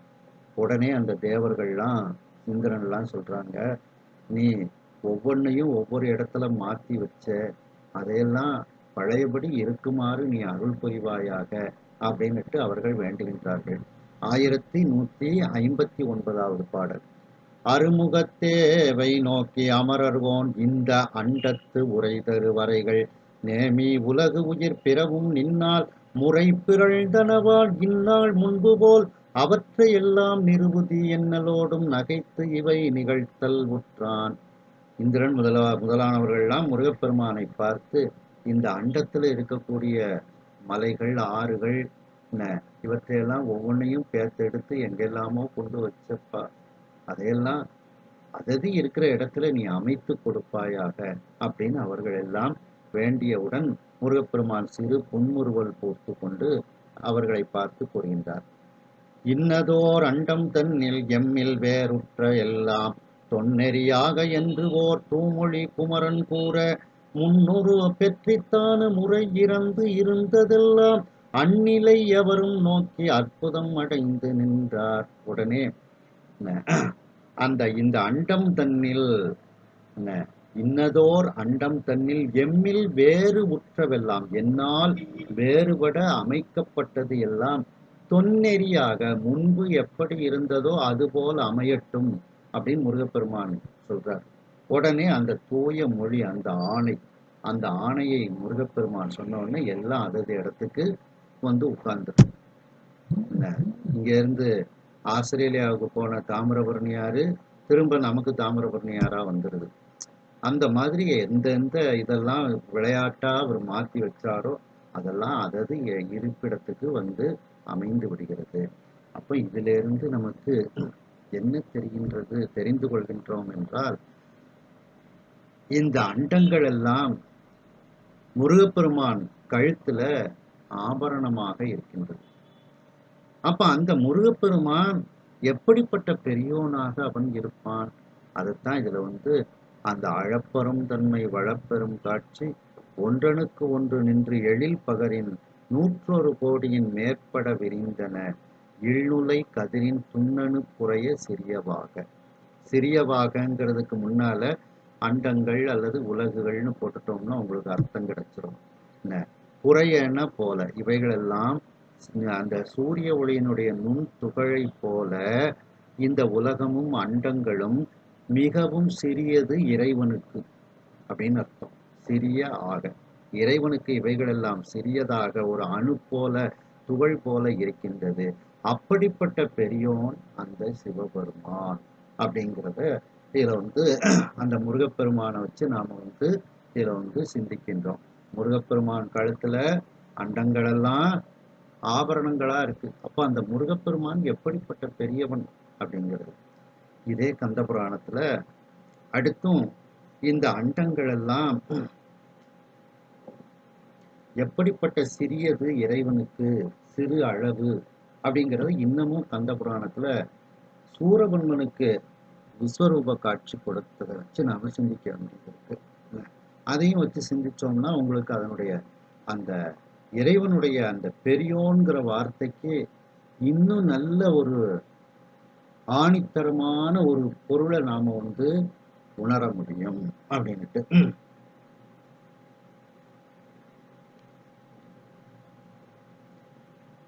கந்தபுராணத்துல 7707வது பாடல். உடல் சினமோடு சூரன் ஒருவனாய் அங்கன் நின்றான் அடல் வலி கொண்ட வாழி அந்தர நெறியால் மீண்டு உடையுறு சரங்களோடு பொள்ளென தூணி புக்க சுடர் நெடும் தனிவேல் அண்ணல் அவன் முகம் நோக்கி சொல்வான். சூரபன்மன் தோல்வியுற்று நிற்கின்றான். எல்லாம் அடிச்சு நொறுக்கிட்டாரு முருகப்பெருமான். ஒண்ணும் இல்ல, நிராயுதபாணியா நிக்கிறான் சூரபன்மன். அப்பந்தான் முருகப்பெருமான் அந்த சூரபன்மனுடைய முகத்தை பார்த்து கூறுகின்றார் முருகப்பெருமான், வெம்புயலிடையில் தோன்றி விழித்திடு மின்னு என்ன இம்பரில் எமது முன்னம் எல்லையில் உருவம் கொண்டாய், அம்பினில் அவற்றையெல்லாம் அட்டனும் அழிவிலாத நம் பெரு வடிவம் கொள்வ நன்று கண்டிடுதி என்றான். அதாவது சூரபன்மன் கடைசியா ரொம்ப பெரிய மாய உருவங்களை எல்லாம் எடுக்கிறான். அவனுடைய அண்டத்துல எங்கும் நீக்கமர நிறைந்த தன்மை எல்லாம் எடுக்கிறான். அவனுடைய அண்டத்துக்குள்ளதானே அதை செய்ய முடியும், மற்ற அண்டத்துல செய்ய முடியாது. அப்படி அவன் ஒரு பிரம்மாண்டமான மாய உருவங்களை எல்லாம் எடுத்து முருகப்பெருமானோட மோதுகின்றான்.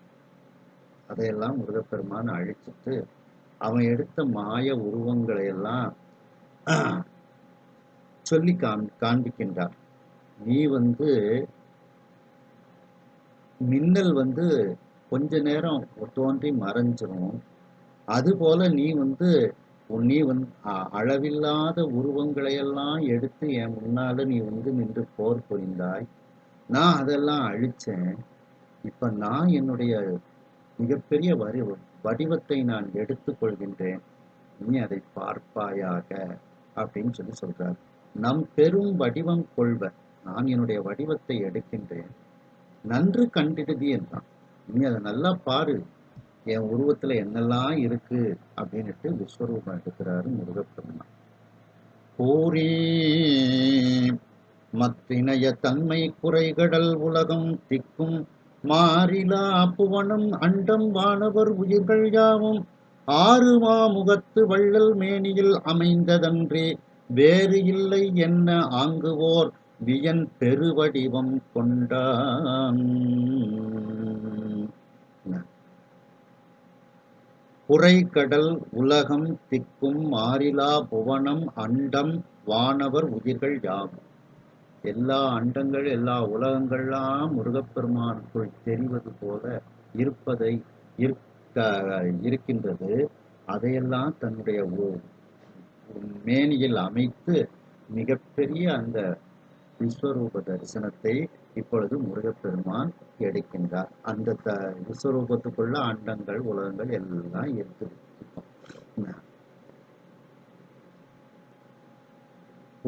உள்ளடி வரைகள் யாவும் ஒன்புற வடிவின் நீத்தம் வள்ளுகிர் விரல்கள் முற்றும் வான்குருமேறு நாள்கோள் எல்லரும் பரடுதன்னில் இரும்புணர்க்கு இறைவன் சோமன் நள்ளிருள் அணையமேனி நிறுதியோடு அரக்கர் நன்ன. அவருடைய உடம்புல ஒவ்வொரு பகுதிகளிலையும் யார் யாரெல்லாம் இருக்கிறாங்க, காலில், நகத்துல, பெருவிரல்ல அப்படிங்கிறது இதுல சொல்லப்பட்டிருக்கு. அடிதிரல் கணைக்கால் தன்னில் ஆரிடர் மணிகள் சாணு வடிவமை முழந்தாள் விஞ்சை வானவர் ராதியானோர் தொடைதனில் மகவான் மைந்தன் தொடை முதல் நடுவன் காலன் கடிதடத்து அசுரர் பக்கம் கடவுளர் யாரும் நிற்ப. தேவர்கள், மும்மூர்த்திகள், எட்டுத்துக்கு பாலகர்கள்லாம் எங்க அவருடைய உடம்புல இருக்கிறாங்க அப்படிங்கிறது இதுல சொல்லப்படுகிறது. இருப்பினில் நாகர் கோச எல்லையில் மருந்தே உந்தே கருப்படும் உயிர்கள் மார்பில் கலைகள் முன்னூலிற் போதம் அறுப்பையில் உரோமத்து அண்டம் அங்கையில் அகில போகம் திருப்பெரும் தடந்தோள் வைப்பில் செங்கண்மால் விரிஞ்சன் மேவ. அதாவது உரோமத்து அண்டம், சிறிதாக பொருந்திய அந்த உரோமங்களில் அண்டங்கள் எல்லாம் இருக்குது.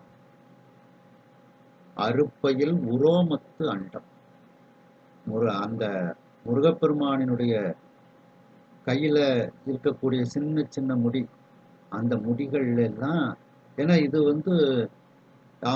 அவனுக்கும் பால உருவத்தை தான் முருகப்பெருமான் காண்பிக்கின்றார். அதை பின்னாலே சொல்றாருல, நான் இவனை பாலன்னு நினைச்சிட்டேனே, அப்படின்னுட்டு வருத்தப்படுறான் சூரபன்மன். அப்ப அந்த சிறு குழந்தைகளுக்கு சின்ன அளவு முடி தான் இருக்கும். பெரியவர்களுக்கு முடி கை கால் எல்லாம் பெருசா இருக்கும். அப்போ அதுதான் அருப்பையில் உரோமம். அருப்பையில்னா மிகவும் சிறிய அப்படின்னு அர்த்தம். அந்த மிகவும் சிறிய உரோமத்துல அண்டங்கள்லாம் இருக்கலாம். அப்போ அவன் முருகப்பெருமான் எவ்வளவு பெரியவன் பாருங்க.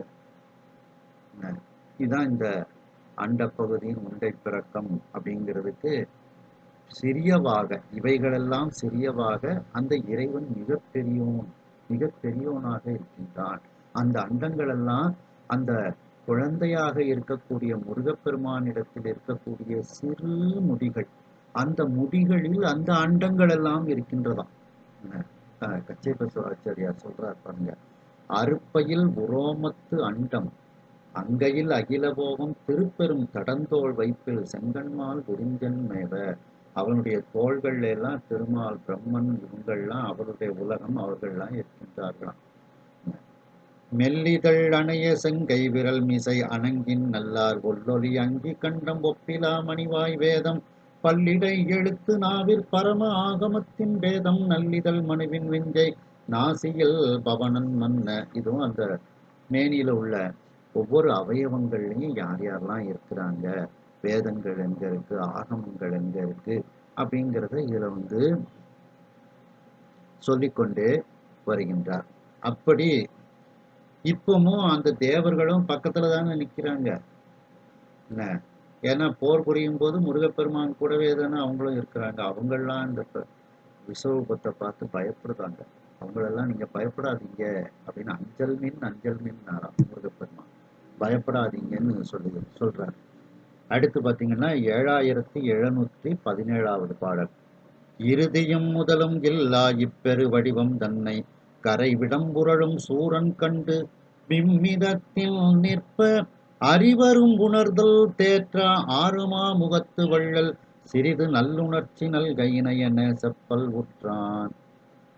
அவனுடைய முருகப்பெருமானினுடைய வடிவத்திற்கு ஆரம்பமும் முடிவும் இல்லை, ஆதியும் அந்தமும் இல்லா அரும்பெரும் ஜோதியை யாம் பாட.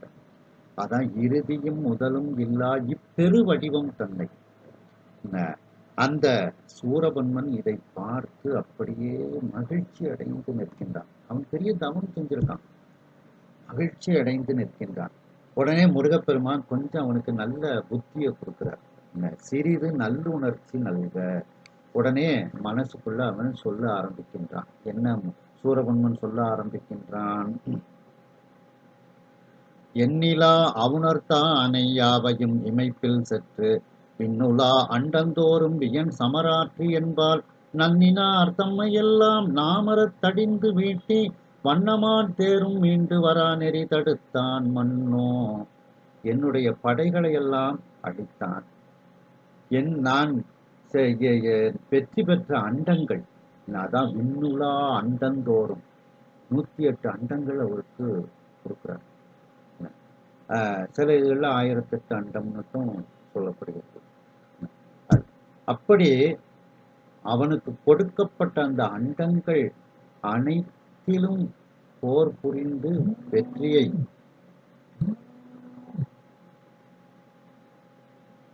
வெற்றியை பெற்றான் அந்த முருகப்பெருமான். எனக்கு துணையாக வந்த அத்தனை பேரையும் அந்த முருகப்பெருமான் அழித்தான். என்னுடைய தேரை அழித்தான்.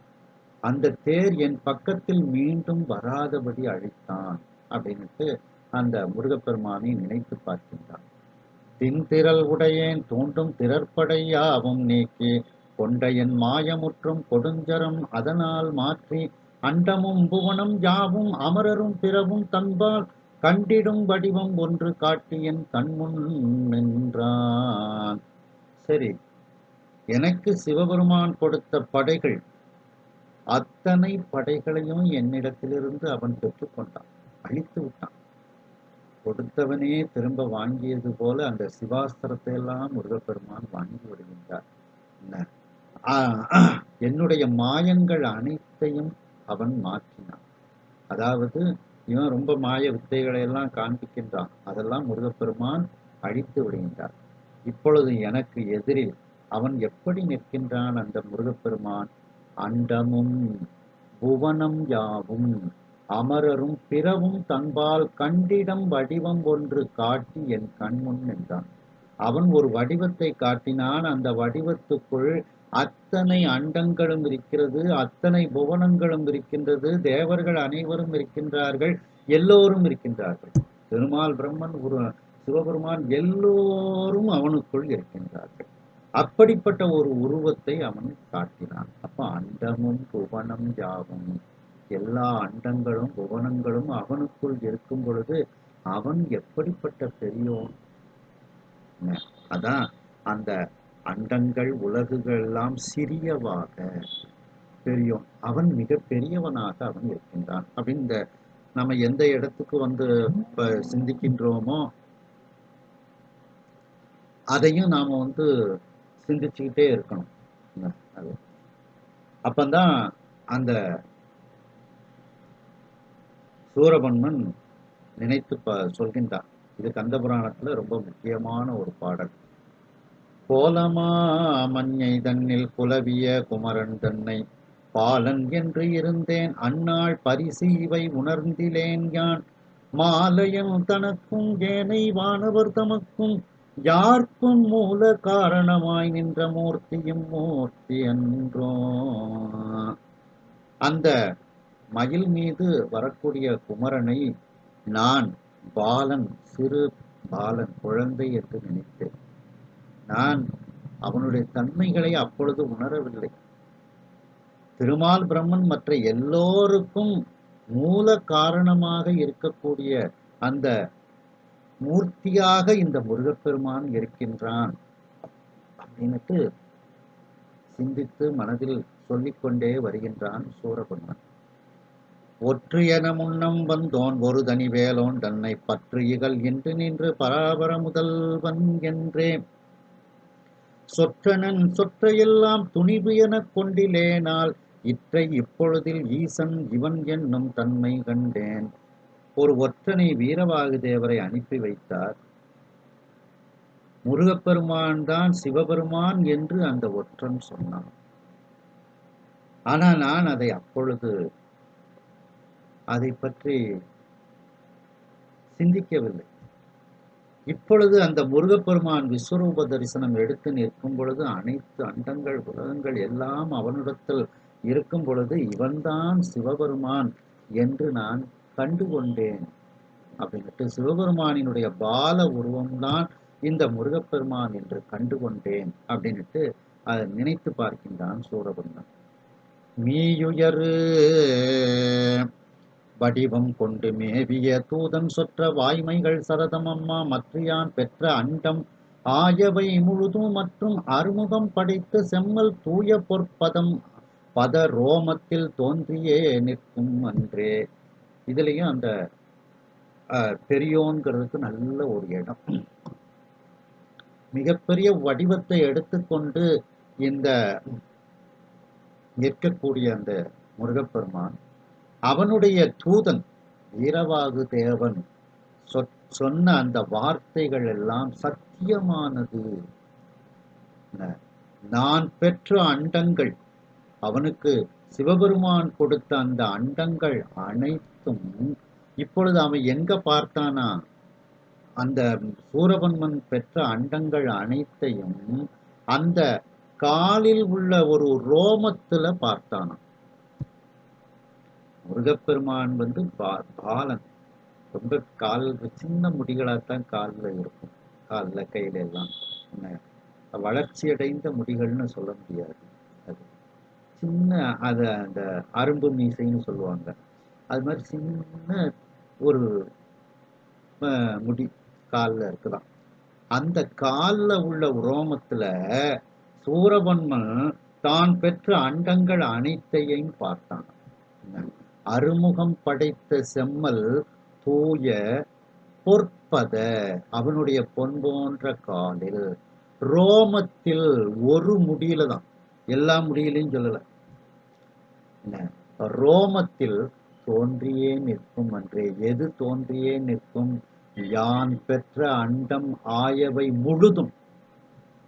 நான் பெற்ற அண்டங்கள் எல்லாத்தையும் அந்த முருகப்பெருமானினுடைய காலில் உள்ள ஒரு சிறு ஒரே ஒரு உரோமத்துல முடியல நான் பார்த்தேன்.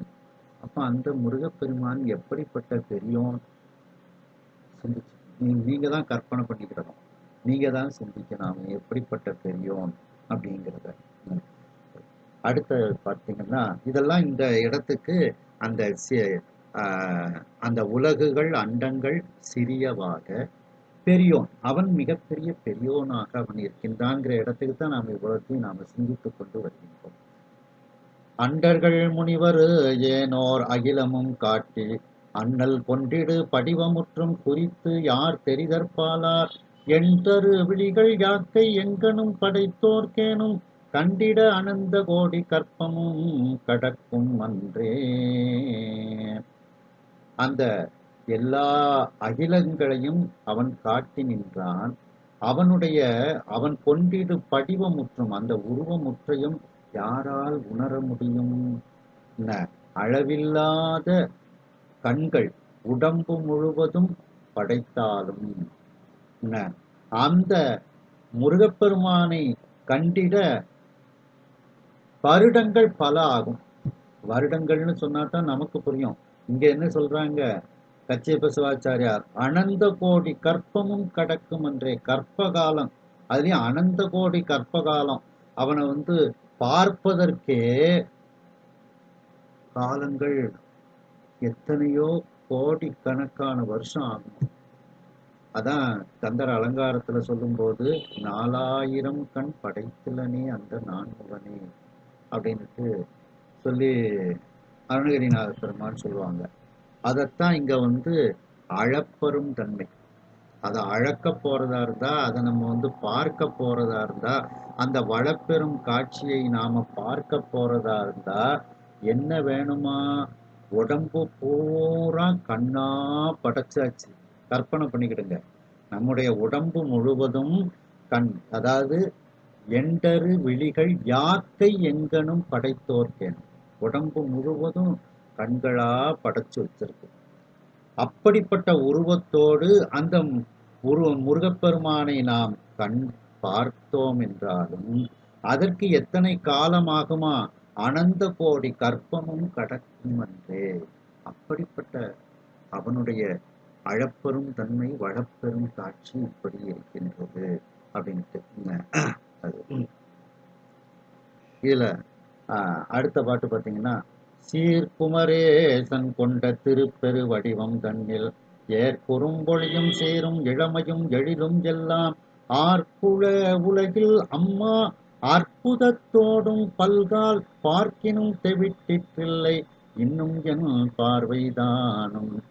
சரி, அதை அந்த அற்புதங்களை எல்லாம், அவனுடைய அந்த உருவத்தில் இருக்கக்கூடிய அற்புதங்களை எல்லாம் பார்த்தா தெவிட்டி போய்விடுமா? தெவிட்டாது அப்படிங்கிற மாதிரி அது மிகப்பெரிய ஒரு வளப்பெரும் தன்மையாக, அளப்பெரும் தன்மை, வளப்பெரும் காட்சியாக அது இருக்கின்றது. உண்ண தெவிட்டாத ஒன்றாக அது இருக்கின்றது. நேரிலன்னாகி ஈண்ட நின்றிடும் முதல்வன் நீடும் பேருருவதனை நோக்கி பெரிதும் அச்சுறுவது அல்லால் ஆரிது நின்று காண்பார் அமரரில் அழிவிலாத சீரிய வரம் கொண்டுள்ளேன் ஆதலில் தெரிகின்றேனால். தனக்கு சரிசமமாக இல்லாதவன் அவன் ஒருவனே அவனுக்கு சரிசமமானவன். அப்படி நிற்கக்கூடிய இந்த முதல்வனினுடைய, இந்த முருகப்பெருமானினுடைய பேர் உருவத்தை நாம் பார்க்க பார்க்க பயம்தான் ஏற்படுகிறது. இதுக்கு நல்ல உதாரணம் பார்த்தீங்கன்னா, நல்ல ஆர்ப்பரித்து கொட்டக்கூடிய அருவி பக்கத்துல தனியாலாம் போய் நின்னோம்னா நமக்கு பயம் வந்துடும். காட்டுக்குள்ள தனியா போனா பயம் வந்துடும். அது அப்படி இந்த முருகப்பெருமானை பார்க்க பார்க்க மற்றவர்களுக்கு அது மிகப்பெரிய பயத்தை ஏற்படுத்தும், அச்சுறுவதெல்லாம். ஆனா நான் அவனை பார்த்து கொண்டு இருக்கின்றேன். அந்த சூரபன்மனுக்கு பாருங்க, ஆரிது நின்று காண்பார். யார் அந்த மிகப்பெரிய அந்த அளப்பெரும் தன்மையையும் வளப்பெரும் காட்சியை யாரால் பார்க்க முடியும்? நான் பார்த்து கொண்டிருக்கின்றேன். ஏனென்றால் நான் சீரிய வரம் பெற்றதனால் அவனை நான் பார்க்கின்றேன், அவன் என் கண்ணுக்கு தெரிகின்றான் அப்படின்னுட்டு அந்த சூரபன்மன் கூறுகின்றான். அப்போ அவனுடைய அந்த அளப்பெரும் தன்மை, வளப்பெரும் காட்சியை நாம் பார்க்க வேண்டும் என்றால் தவம் செய்ய வேண்டும். அப்பந்தான் அந்த பெரியோன் எப்படிப்பட்ட பெரியோன் அப்படிங்கிறதே நம்மால உணர முடியும் அப்படின்ட்டு இதுல வந்து சொல்லப்படுகிறது. அடுத்து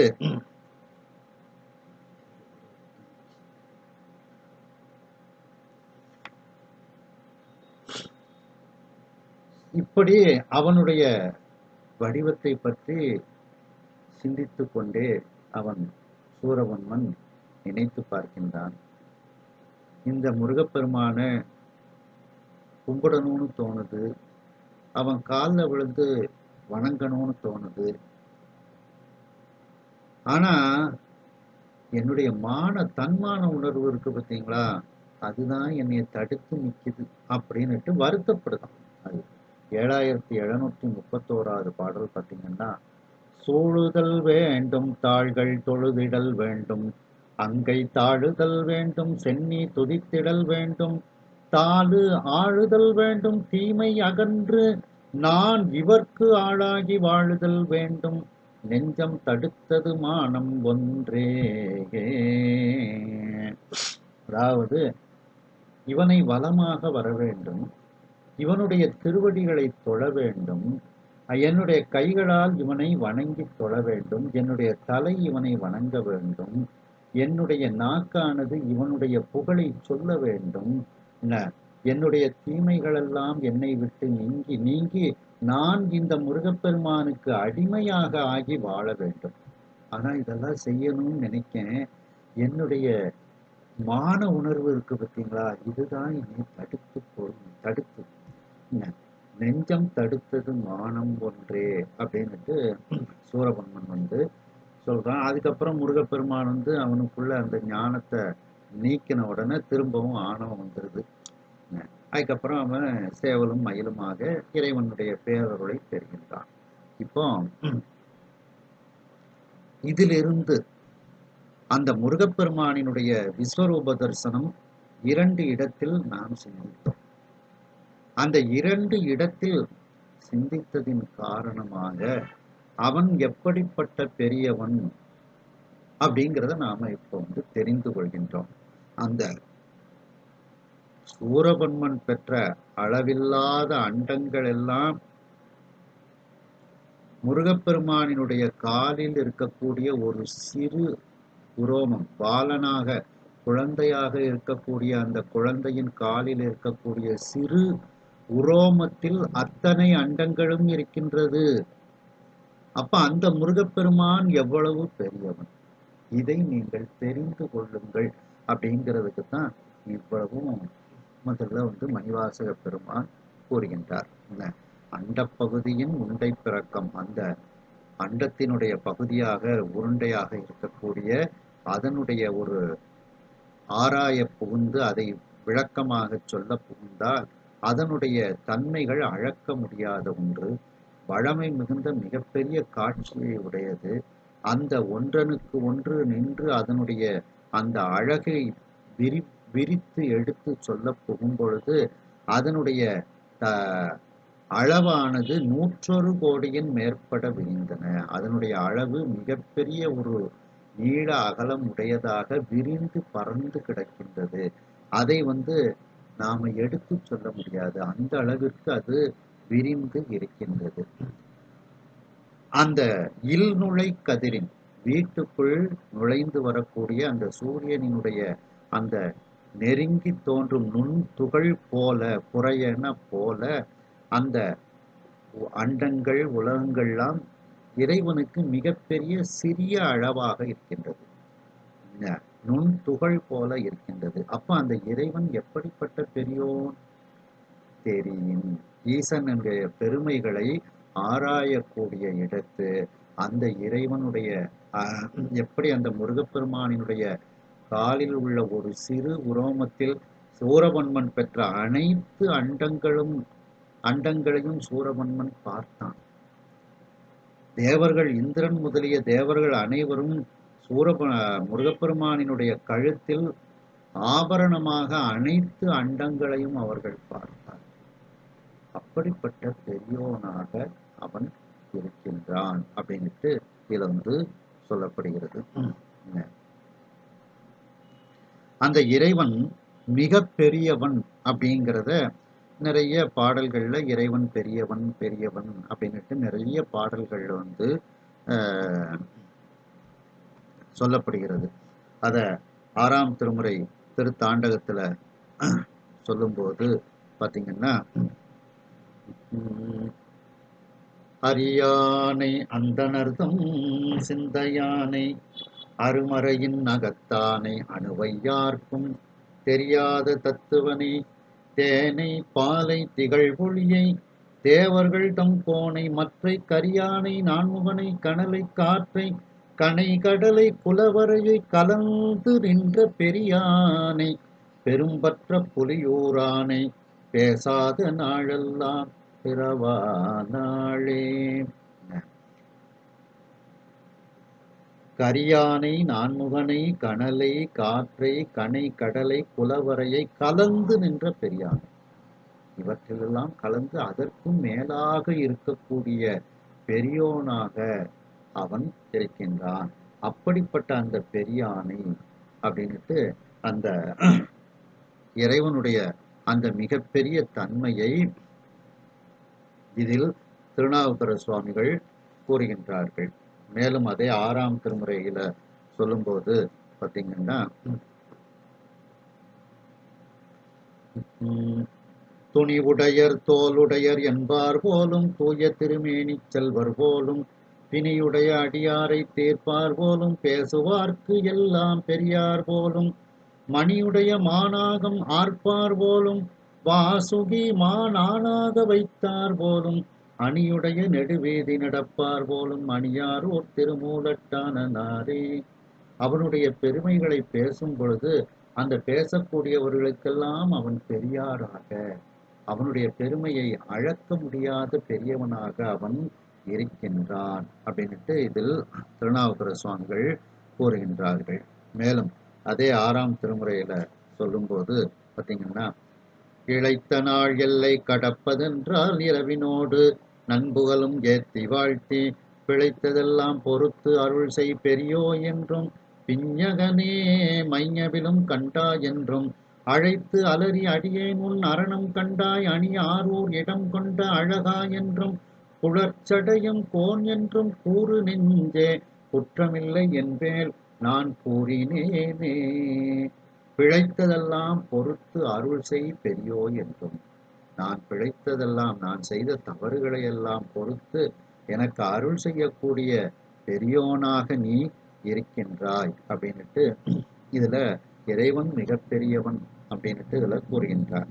மேலும் அதே 6ஆம் திருமுறை திருத்தாண்டகத்துல பார்த்தீங்கன்னா, பெண்ணான் பிறப்பிலியாய் நின்றாய் நீயே பெரியார்கட்கு எல்லாம் பெரியாய் நீயே உண்ணா அருணஞ்சம் உண்டாய் நீயே ஒளி முதல்வனாய் நின்றாய் நீயே கண்ணாய் உலகெல்லாம் காத்தாய் நீயே கடற்சேவடி என் மேல் வைத்தாய் நீயே தின்னார் மழுவாட்படையாய் நீயே திருவையாறு அகலாத செம்பொற்சோதி. பெரியார்கட்கு எல்லாம் பெரியாய் நீயே, அவன்தான் மிக பெரியவனாக அந்த இறைவன் இருக்கின்றான். மேலும் அதே 6ஆம் திருமுறை திருத்தாண்டகத்துல பார்த்தீங்கன்னா, மண்ணல்லை விண்ணல்லை வலயமல்லை மலையல்லை கடலல்லை வாயுவல்லை எண்ணல்லை எழுத்தல்லை எரியும் அல்லை இரவல்லை பகலல்லை யாவும் அல்லை பெண்ணல்லை ஆணல்லை பேடும் அல்லை பிரிதல்லை ஆனாயும் பெரியாய் நீயே உன்னல்லை நல்லார்க்கு தீயை அல்லை உணர்வறிய ஒற்றையோருடைய போவே. அதாவது அல்லை அல்லைன்னா அதையெல்லாம் கடந்தவன் அர்த்தம் இருக்கணும்.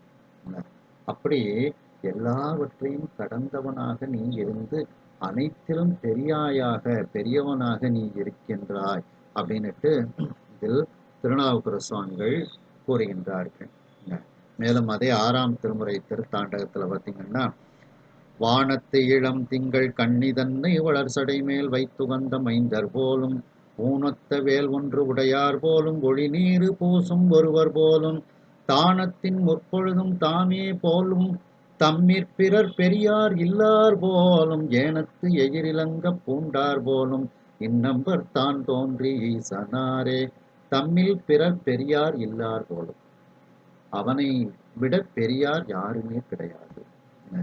சிவனோடு ஒக்கும் தெய்வம் தேடினும் இல்லை, அவனோடு ஒப்பார் இங்கு யாவரும் இல்லை, புவனம் கடந்தன்று பொன்னொழி மின்னும் தவணச் சடைமுடி தாமரையானே. அப்படிப்பட்ட பெரியோனாக சிவனோடு ஒக்கும் தெய்வம் தேடினும் இல்லை, அவனோடு ஒப்பார் இங்கு யாவரும் இல்லை, அப்படிப்பட்ட பெரியோனாக அவன் இருக்கின்றான்ட்டு பல இடங்கள்ல இறைவன் மிகப்பெரியவன் அப்படின்னுட்டு சொல்லப்படுகிறது என்று இந்த அளவில் இந்த சிந்தனையை நிறைவு செய்து மீண்டும் அடுத்த சிந்தனையில் நாம் 7வது வரியிலிருந்து இதனை நாம் தொடர்வோம். ஹரஹர நம பார்வதி பதையே, ஹரஹர மகாதேவா, வெற்றிவேல் முருகனுக்கு அரோகரா.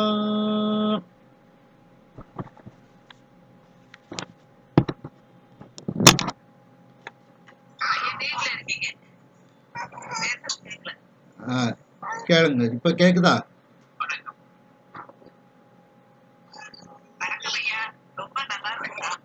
சரி.